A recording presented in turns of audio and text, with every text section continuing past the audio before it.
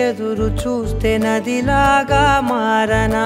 చైత్రమల్లె నువ్వు పూస్తే చిగురాకే అవ్వనా నన్నే వరించే యువరాజును అంట నీ యువ